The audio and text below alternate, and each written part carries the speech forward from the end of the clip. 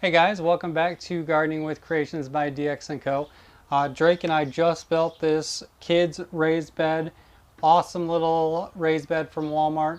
Check out the video on that. But what we want to do is actually convert this to a self-wicking raised bed.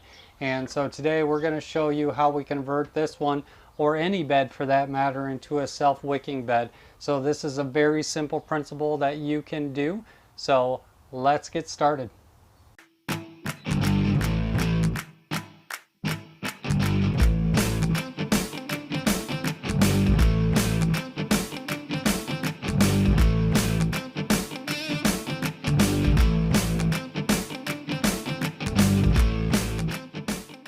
Alright, so let's talk about materials that we're going to need for this.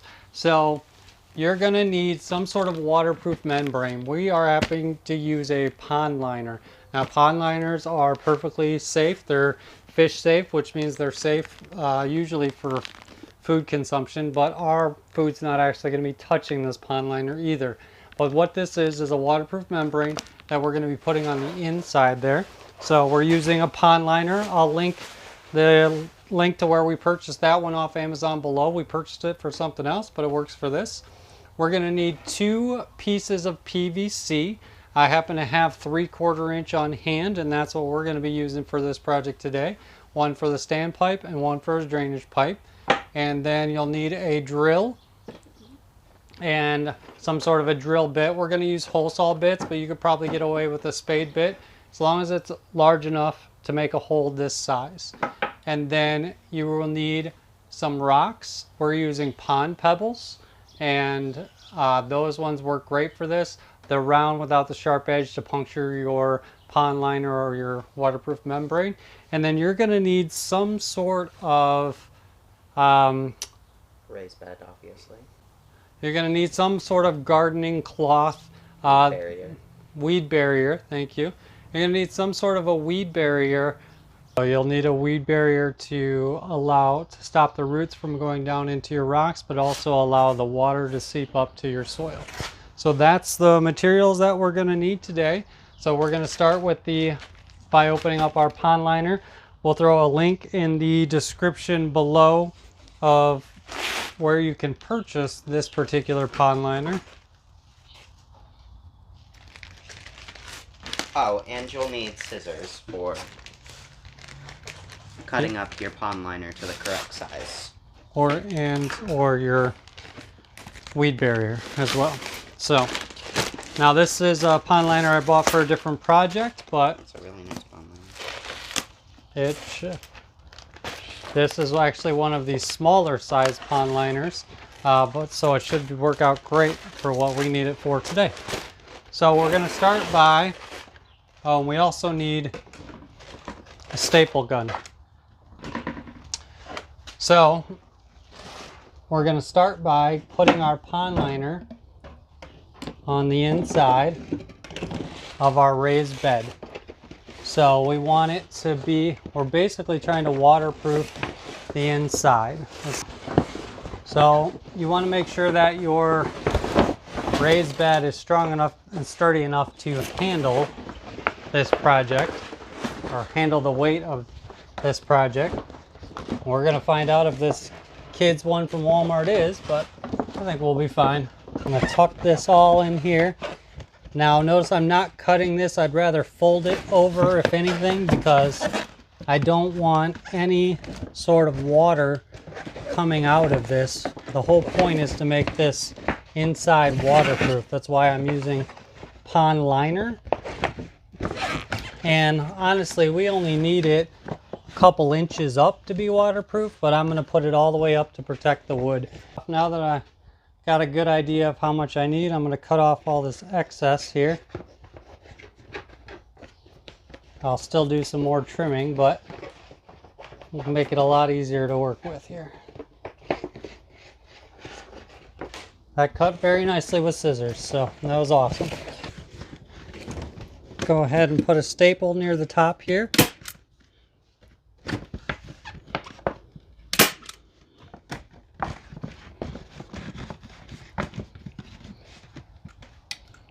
And I'm doing it near the top so I don't put any puncture holes towards the bottom. The weight's going to really hold it in place. So I'm not overly concerned about that part, but more just holding it in place while we do the rest of the project here. It's prepped and ready to hold water. So we can go along, cut off all of our excess here. You can see basically that we've just got enough to hold the water in there. So we can move on to the next step. So depending on how deep your bed is and how much water you want your reservoir to hold there. Ours is an 8-inch deep bed is what we measured. So we're thinking about an inch or two of water will be plenty because we're only putting stuff in here like light greens. We don't need deep roots for what we're planning to grow in this one. But something to keep in mind, how deep of soil level you need. Now that we've got our pond liner all in there, what we need to do is actually create our reservoir for our water. We do that by actually putting in our rocks. So Drake, go ahead and dump our rocks in here.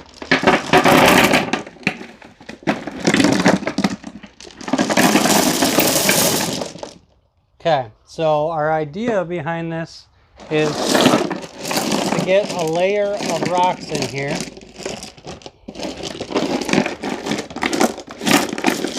About 1 inch to 2 inches thick, and this is to support all that soil weight but give a lot of room for our water to sit in here as well. So I'm going to go with another layer because I want to give it a good layer of rocks here. So we need one more bucket of rocks. Okay, we're back with another load of rocks here, and we're going to go ahead and add it. Hopefully it gives us the extra.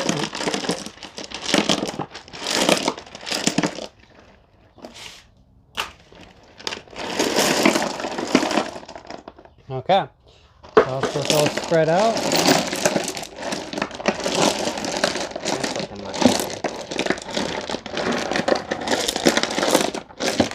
Perfect. So now that we've got our 1 to 2 inches of rocks, this is where all of our water is going to sit. It's going to be able to go through all those crevices. So a lot of upfront costs between the pond liner and the rocks, but think about this. You'll save on water and save on your watering bill for these self-wicking. Plus, we're going to be able to have all this filled up and not have to worry about watering this hiring somebody to water that's on vacation. So, all right, so next we need one of those PVC pipes, and we're going to use this one here. And the reason we're using a PVC pipe is we actually need an overflow. We don't want this to be so much that the water just sits in there and keeps filling up. We want to put in an overflow drain, and by doing that, we're just going to set this in here like this, but we need to drill a hole through the side for the water to actually come out of. So we're going to use a hole saw bit. Again, you don't have to use that. We want a snug fit is what we're looking for. So I'm going to find, you want to get the closest one to it that you can. That one's too big.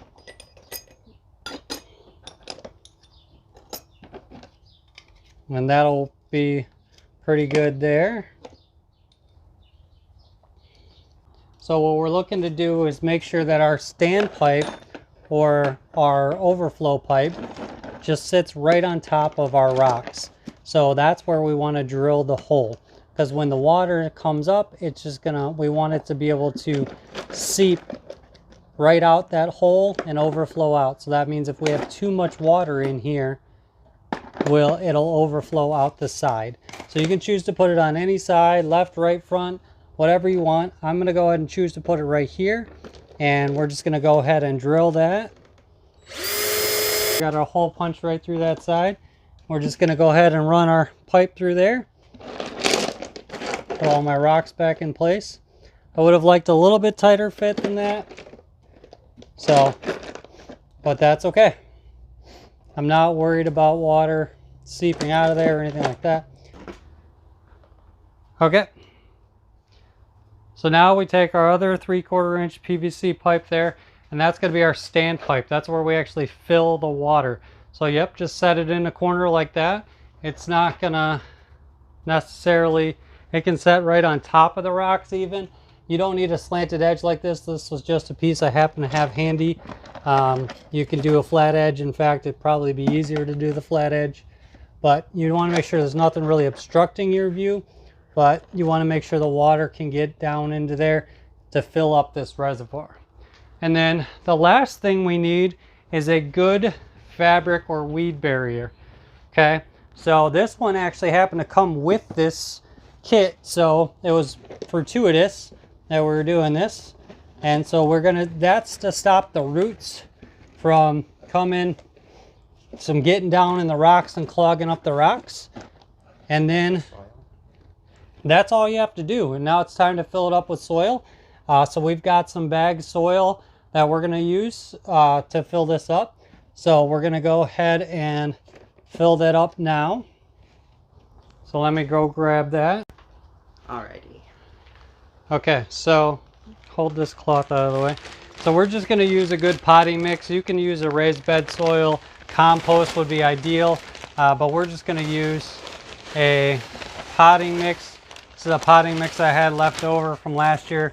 I will say without a shadow of a doubt, I do not care for this brand, but we're going to top it with the other brand. And a lot of you are going to say you don't care for that brand, and that's okay.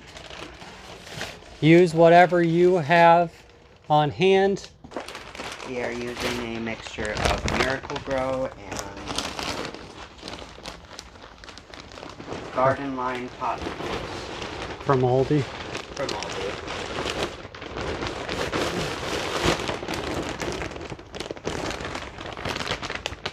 Miracle Grow got left out in the rain. It's a little damp, but that's okay. So what we're doing here, that standpipe's tucked in the corner here, and the potting mix is... Should the standpipe be through the potting mix? Or? Nope. The water is coming up from underneath.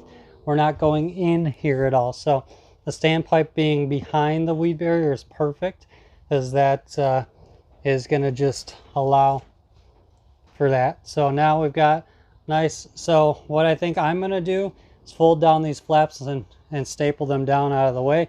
That's only because this is so long. You could cut it if you wanted to, but this is the one that just came with the bed, like I said.